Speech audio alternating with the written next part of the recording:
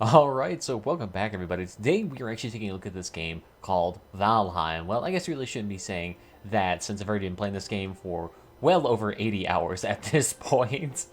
Been a bit of an addiction, but if you don't know what this is sort of like a Norse mythology survival game that has a very large, randomly procedurally generated map that you can explore with up to 10 friends in a co-op adventure mode with a plenty of bosses, it's to collect, armor to craft. It's honestly a whole package here, and it's actually, I think, only like 20 bucks on Steam. Only takes a gigabyte on your hard drive, and the game looks fantastic. So, small indie game here, but honestly has great big potential. But today, what we're going to do is we're actually going to try to do a sort of like a start guide on the first moth Eikthyr, and actually tell you how to do pretty much anything in this game, from building a base, building a workbench, crafting items, repairing items, stuff like that. So let's get started into this.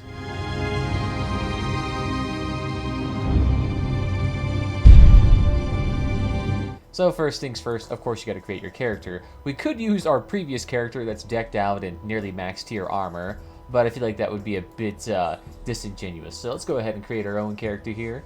We'll go ahead and start with a lovely female here. You know, we have plenty of hair options here that you can choose from.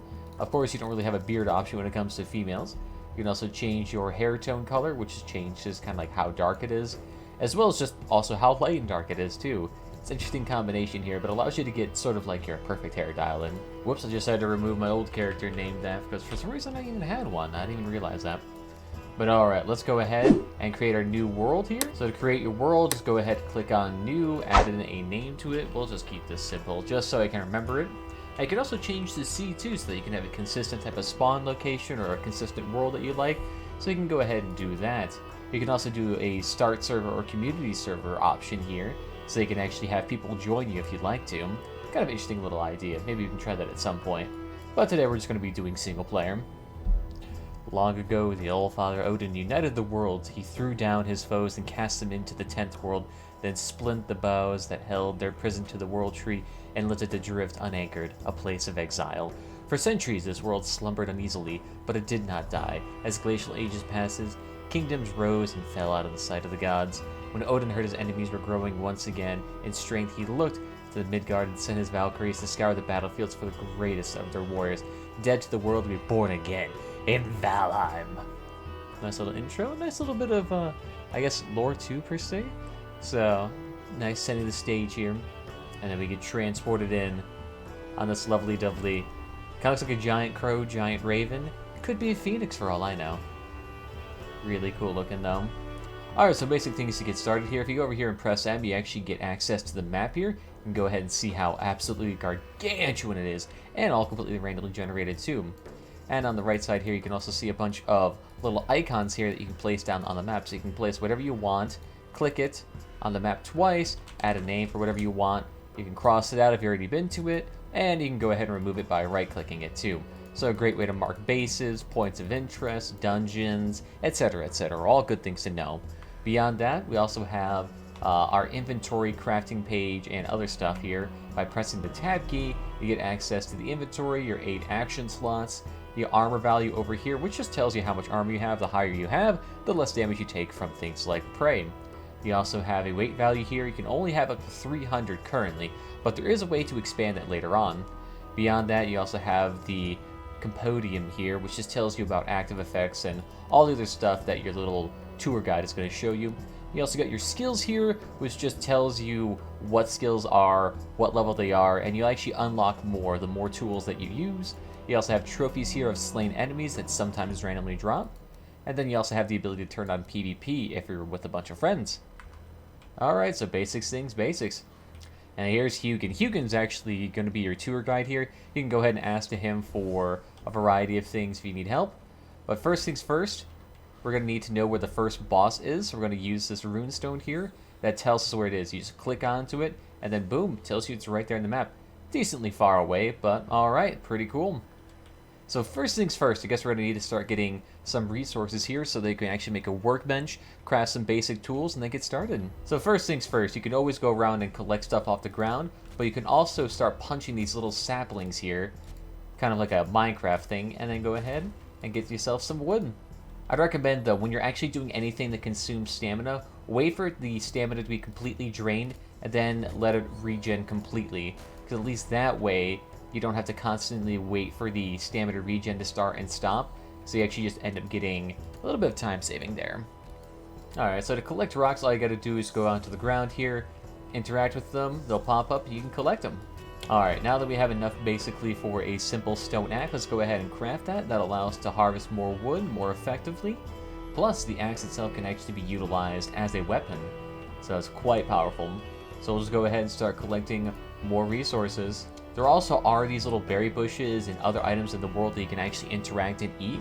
So I'd recommend picking up a few of these items, since you can actually consume 3 items at once, and that'll actually get you extra health, extra stamina, depending on the quality of the food.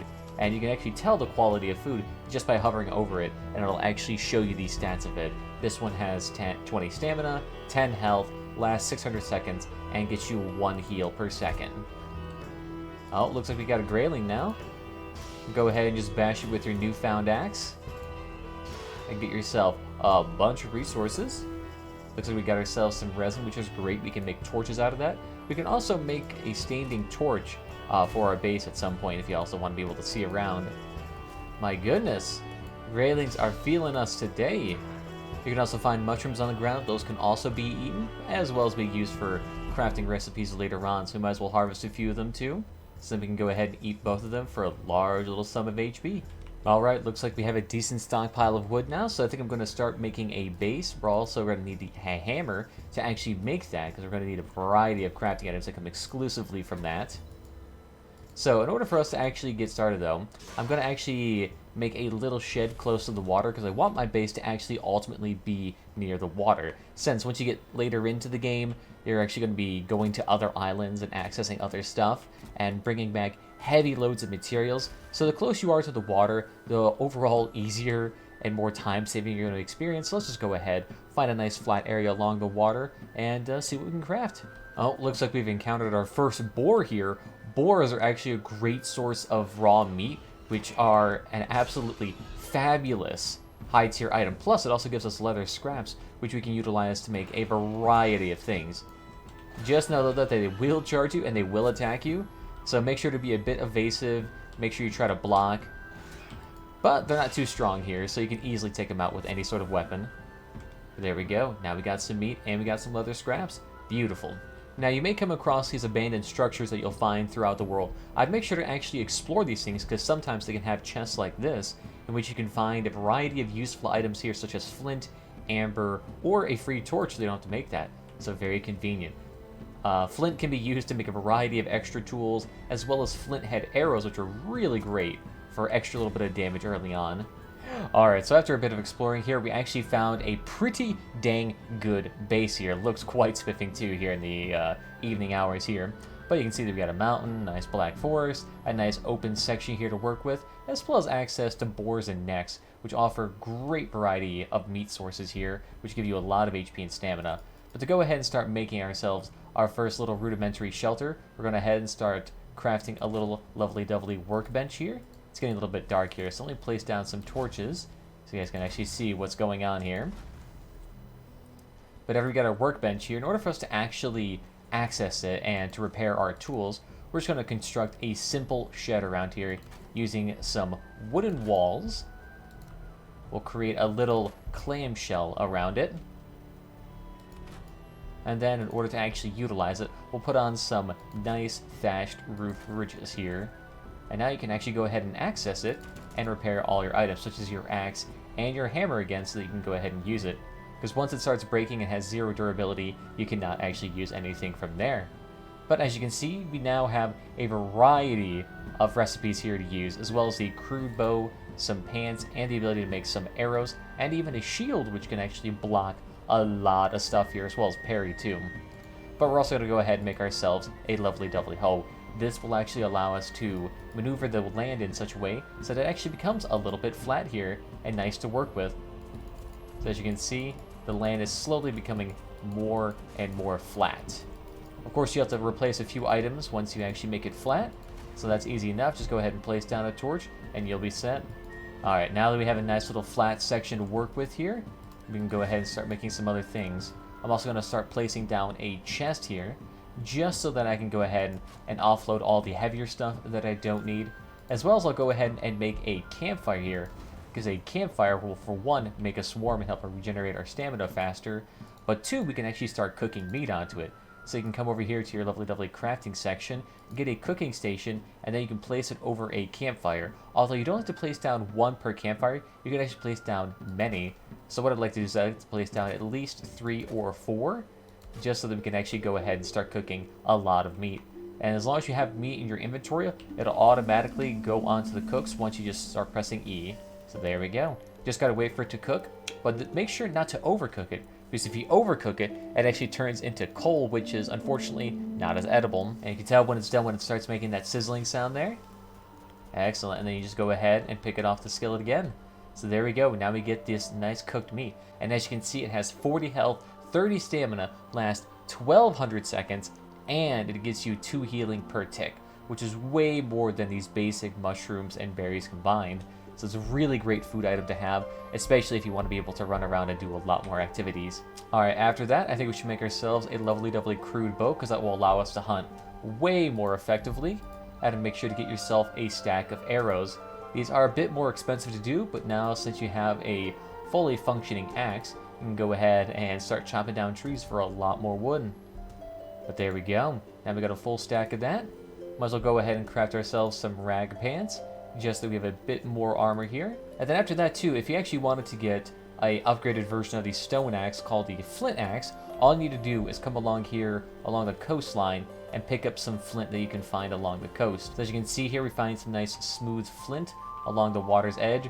Alright, let's go ahead and make ourselves a nice flint axe.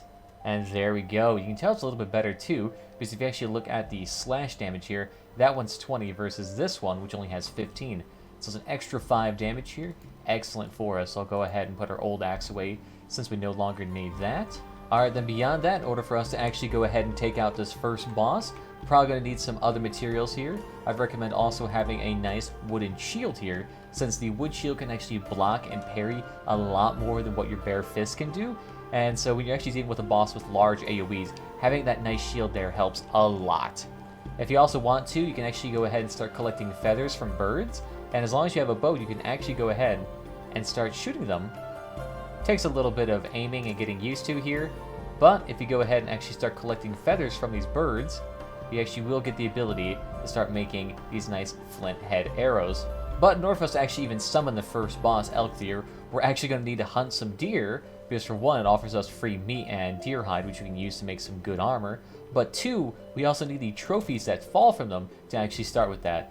And there we go, now we got some necktails. These can be treated sort of like raw meat in that you have to actually put it on the skillet again to actually get anywhere with it.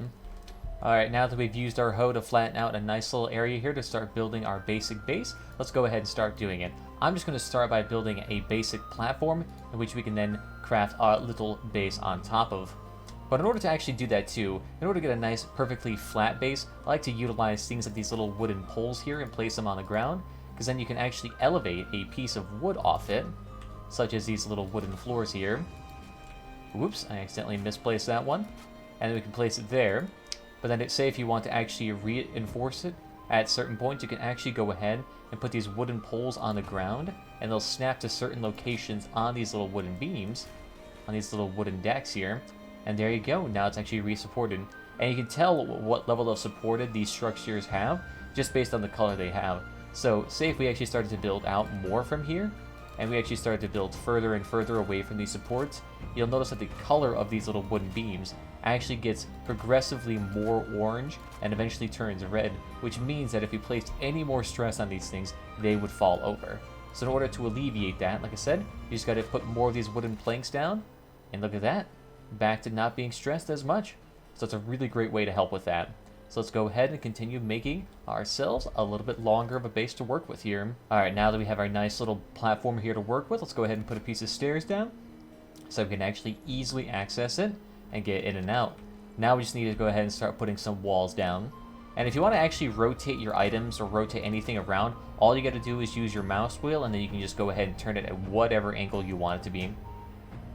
Ha! Looks like we finally got ourselves our first deer kill here, and it looks like we actually dropped a variety of things here, including some deer hide, a deer trophy, and some meat. Perfect, we just need a few more of those things. We can actually craft a few usable items out of it. Alright, now that we got ourselves a basic little box here, let's go ahead and start putting a roof on this bad boy. So what we're first going to start off with is I'm just going to go ahead and start off with a nice 26-degree roof section here. Alright, so you can see that we actually got ourselves the thatched roof on each side. So what I actually like to do at this point, I'm actually going to put down some 45-degree roof edges in the center here, and it'll become apparent here real quickly. And then the rest of it will go ahead and just do some regular old 2060. To finish up these corners out here, we'll go ahead and utilize some lovely 26 wood walls here, and then we can go ahead and put a little anchor point like that in the center. And then to fill in that gap, you can put in a nice half wall there, and it kind of gives it a nice clean appearance. Now I also like to have this thing be a bit more supported, so what you can also do is you can go ahead and start placing some more wood beams here down that actually hitch down to the side of the earth. Alright, now that we have our basic house already made here, so what we can start doing on the interior is putting in a campfire so that we can actually go ahead and sleep down here. I'd go ahead and recommend leveling the land so that's a little bit higher for you, so we can go ahead and make a campfire here. It's a bit more accessible. Hallelujah. And the reason why we're actually doing it here in the center, near this elevated roof, is so that the smoke itself can actually go ahead and start seeping out of the base. But to go ahead and actually start sleeping and doing other things in here, we're going to go ahead, place ourselves a little bed, place down some nice little torches here so that we can actually go ahead and see. Hello there, Hugin. Thank you. And now we can actually sleep inside of here if we wanted to. Plus, we also get these nice rested bonus here, which if you come over here to the podium, actually gives you a bit of extra health regen and a lot of stamina regen. Alright, let's go ahead and sleep. Quick little modification here, we just added in a bit more space for our campfire to breathe here, so now it should actually be able to fully ventilate into the outside world without smoking out your interior. Because the thing is that if the interior is smoked out, you can actually die in it, so not ideal. Now we can go ahead and start putting up our old cooking utensils in here, just so that we can actually start cooking. And then let's go ahead and place down our lovely chest here, just so we actually have some place to store all of our goodies. But alright, let's go ahead and be our basic base for us. Let's go ahead and go back over here to the lovely crafting bench. Now, in order to actually access the higher tier crafting materials, we're actually going to need to upgrade our workbench here. And as you can see, we have two options to actually do that. And one of them is actually using the chopping block here. But in order for us to make the chopping block here, we're going to need some flint. So let's go ahead and get some more flint. Also, while we're here, we might as well go ahead and mark where our base is. So we'll go ahead and get the home icon here and just place down a little home thing, just so we know where it is at all times, just in case our bed gets destroyed, we sleep other locations, or just something like that. But alright, now that we have enough flint to go ahead and make ourselves a chopping block here, you can see that it's kind of tethered to whatever workbench is nearby. So we're just going to go ahead and simply plop it down right here. But what that does is that it actually upgrades our workbench here and unlocks a variety of brand new items for us to actually craft here, such as the flint spear. We can go ahead and make some leather helmets here. We can go ahead and make some flint head arrows, assuming that we have enough wood and feathers. We can make some nice leather pants here, which offer more armor than the traditional rag pants without having to upgrade them. But you can see that we're actually going to need more wood here. So I'm actually going to go ahead and upgrade our flint axe here and our hammer, just so it lasts a little bit longer. Now let's go ahead and harvest some more wood. Now that we actually have 2 deer trophies here, we can actually go ahead and start summoning the boss and actually take it down if you want to real quickly. But in order to actually do that, I'd recommend having at least a basic leather helmet here, just so you have a little bit of extra armor. And on top of that, I'd recommend having a little bit of extra wood arrows here. But also for Eikthyr, I'd also recommend having a wood shield, and in order to get that, we're going to need some leather scraps. So let's go ahead and go out and start hunting some more boar. And you'll actually notice sometimes when you come across these abandoned structures, you actually might find things like these little beehives here. And in order for you to actually tear down these beehives, all you really need to do is use a bow or an axe or something like that and go ahead and destroy it. But the main benefit of doing that is you actually get access to an item called a queen bee, which then allows you to make a beehive, which then generates honey for you, which then you can use for mead, which is essentially this game's potions, but also can make some other good food items. So let's go ahead and get ourselves a lovely beehive. There we go. Queen acquired. Oh, this is a lot more board than I bargained for. Ooh. Whoop. Whoop. There we go.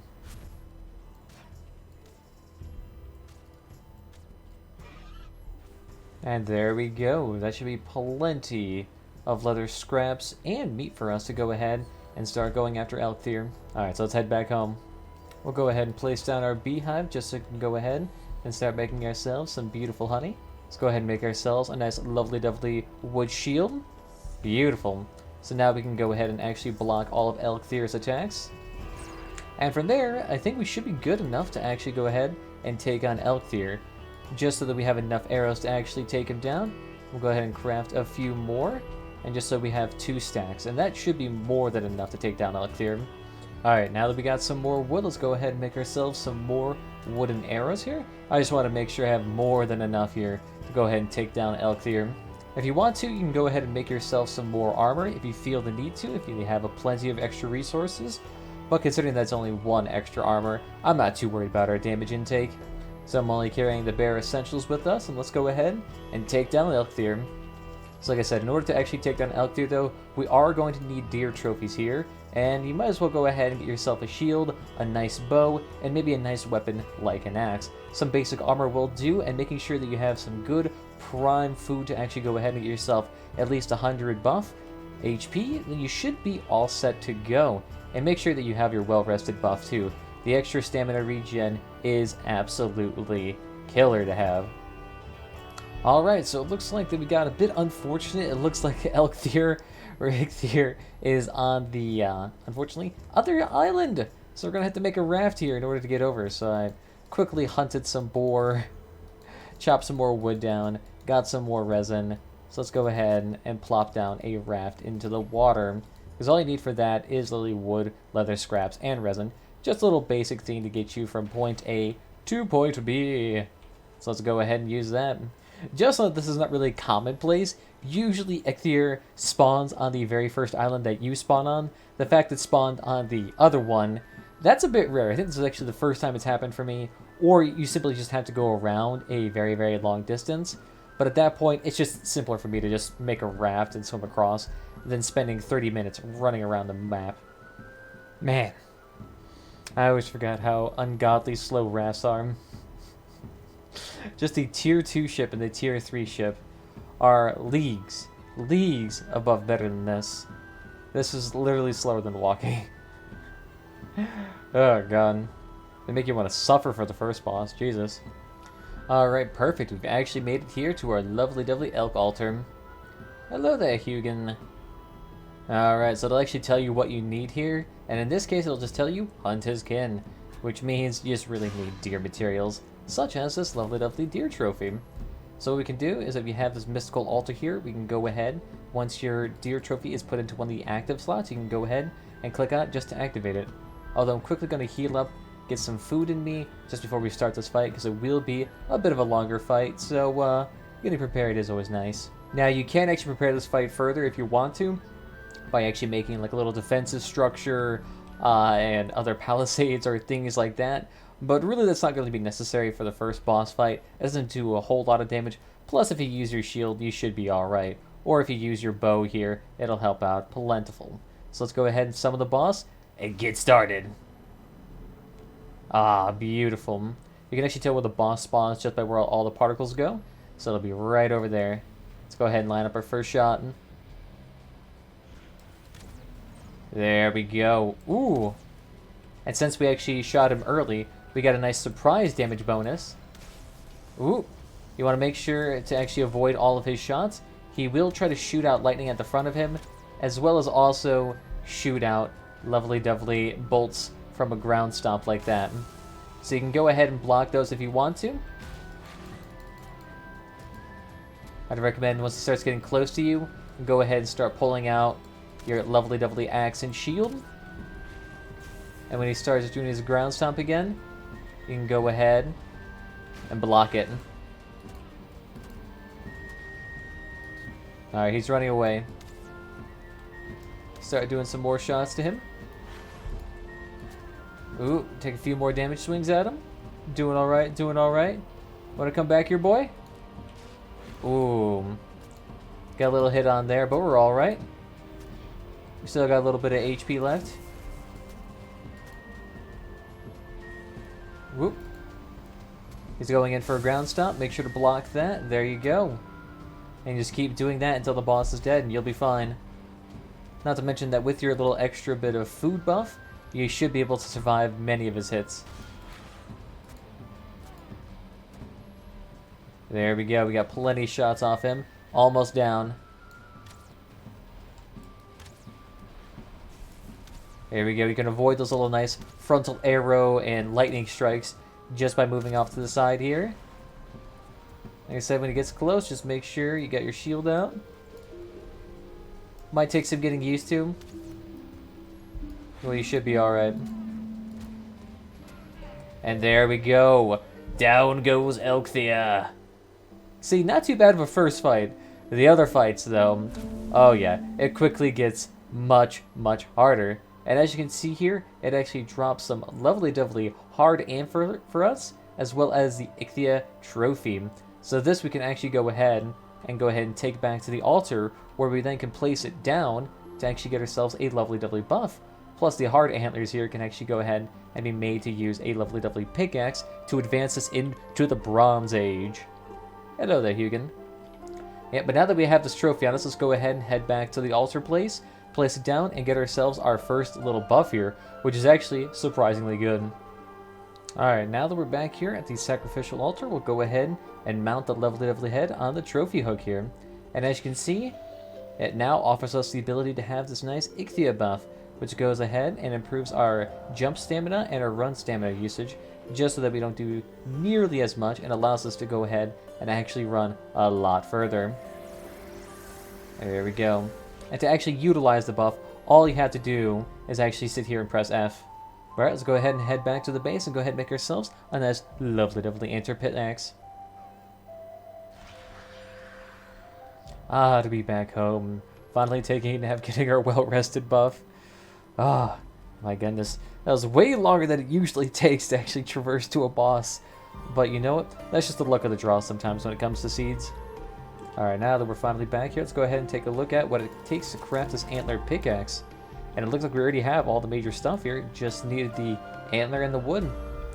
And beautiful. Now we actually have the ability to make multiples of them if we wanted to. Which could be useful, because if you're actually out and about in the wild, you may not have ready access to a crafting bench here to go ahead and upgrade or repair your pickaxe. So it's actually kind of useful sometimes. So it's glad it actually gives us multiple arrows here.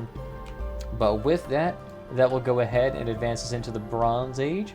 But we'll leave that for next time, because this guide is already going to be massive for this day. So I think we shall call it good here. So if you've enjoyed what I've showed you already with this nice small indie game and little guide here to help along with that, feel free to leave a like, comment down below, and I'll see what I can do next time to help improve these guides even further. But I think, other than that, we shall call it good here. So I want to thank you all again for watching, and I'll see you guys next time. Bye-bye. Gosh, Narbit. Just so dang pretty with all those fog effects. Beautiful.